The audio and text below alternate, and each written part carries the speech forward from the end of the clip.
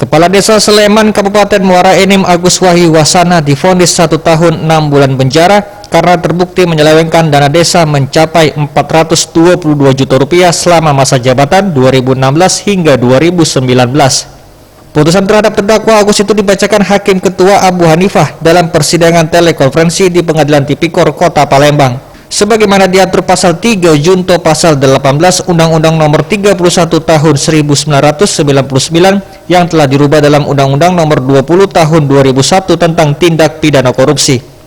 Untuk itu mengadili dan memutuskan terhadap terdakwa dengan pidana penjara selama 1 tahun 6 bulan dan denda sebesar Rp50 juta subsidi 3 bulan kurungan.